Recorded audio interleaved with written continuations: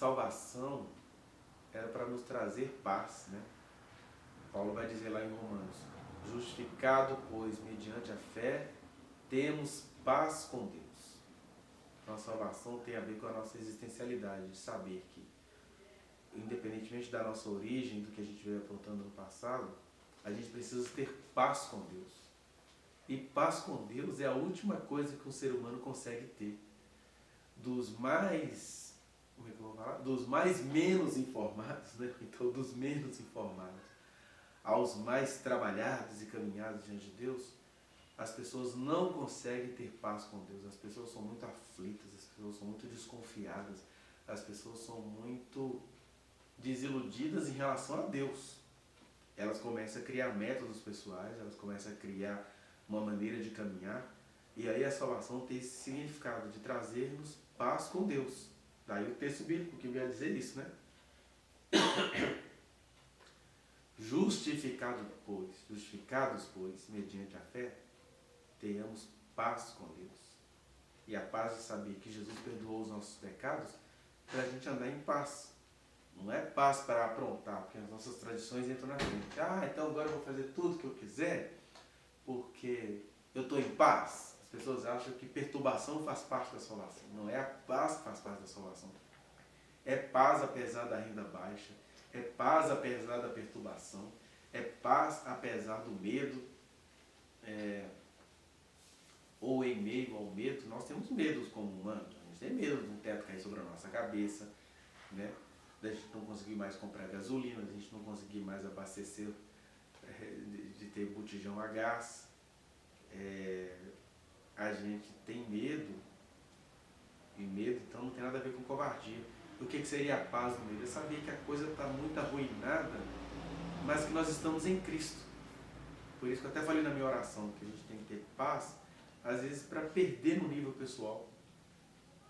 Perder no nível pessoal, a gente às vezes tem que renunciar a relacionamentos pessoais muito significantes para nós.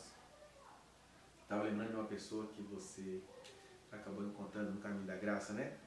É uma das pessoas assim, que eu lamento profundamente. Assim, puxa, como eu queria ter conhecido essa pessoa fora daquela caminhada de 2007, 2008.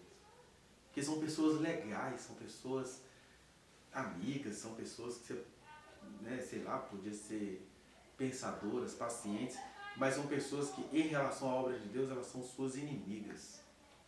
Aí você sai de alguém que representava uma rebelião, uma transformação, para alguém de quem a pessoa passa a ter medo. Né? Nossa, eu tenho medo do Alexandre, porque um dia... Às vezes você nunca fez nada contra a pessoa, mas você estava presente no momento onde Deus a repreendeu publicamente. Aí pronto, você leva isso.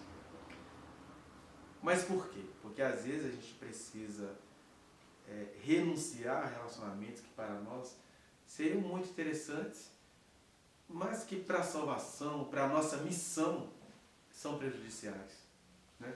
Então, renunciar a relacionamentos, renunciar a finanças. Eu estou num exercício aqui, eu estou contando os dias que eu preciso diminuir alguns dos meus trabalhos, vou ter perdas financeiras, porque eu preciso fazer o meu trabalho, o meu grande trabalho que eu nasci para fazer, que é semear o Evangelho. Semear o Evangelho não dá lucro, não. Né? Semear o Evangelho, você está produzindo por nada. Você está produzindo para isso cair em alguma mente brilhante que vai brilhar daqui a 100 anos, sei lá. Mas é isso, você tem que ter certeza de com quem você está andando, em nome de quem você está semeando, e não negar fogo nesse sentido. Mas às vezes não negar fogo para o Evangelho significa você ter uma vida de peregrino, ambulante, perambulador, né? Andarilho, que você não vai ter uma estabilidade pessoal. Por isso que sem fé é impossível agradar a Deus. Porque o que me faz ter essas atitudes é a fé que eu tenho em Deus. E é aquilo que o versículo falou aí, né? Justificado, pois, mediante a fé, temos paz com Deus. E salvação é você ter essa liberdade que te dá a liberdade de caminhar pela fé. Então, a salvação é mais do que ser salvo do inferno, da condenação eterna. Também é bem mais do que ter os pecados perdoados e ir para o céu. Isso é salvação? É. Mas parar aqui é só comodismo, é soberba da vida. Ai, Jesus me alcançou, eu estou feliz, estou com a minha vida garantida. Aliás, você parar só nesse aspecto da salvação, você vai criando uma cultura de um monte de gente sem vergonha, né? Sem falar mal do gatinho, mas do gatinho de apartamento. Ele está ali, feliz, a vida é boa, não conhece nada fora, mas esse é o gato. Ele tem uma função territorial, digamos assim. Crente que faz isso, não, crente que faz isso, está usando a salvação contra si. Às vezes outro dia estava conversando com a Sônia, né? Também não falando mal dos nossos filhos, mas a gente vai falar com as nossas crianças das coisas que Deus nos falou. Aí você vai vendo que eles vão ficando assim relaxados, perdendo o compromisso, alguns vão perdendo até mesmo a fé. Ah, nem sei se isso é Deus, se Deus existe e tal. Aí eu falo, burro! E quando eu vejo o Caio contando essa história dele, o pai do Caio vai dizer para ele, quando? Depois que ele se tornou pastor. Olha, meu filho, tem uma coisa para te contar. Que a gente vai contando antes, aí os meninos vão banalizando. E aqui eu estou falando mal das minhas crianças, estou falando que o ser humano é assim. O ser humano vai descobrindo que Deus é bom, que Deus é amoroso, que Deus arrumou tudo, que Deus arranjou tudo. Ah, nem sei se isso é verdade, é só você ir na Bíblia, nas Escrituras. Os filhos de sacerdote, tudo incrédulo. Filho de profeta não seguiu os mesmos passos do pai. Né? Filho de rei, tudo uma lambança. Porque o ser humano parece que ele precisa de uma insegurança, de uma incerteza. O ser humano só precisa ter paz com Deus.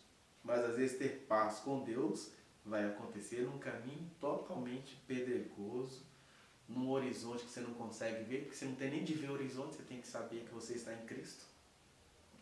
Então, vá no link que está aqui na descrição e acesse a reflexão na íntegra.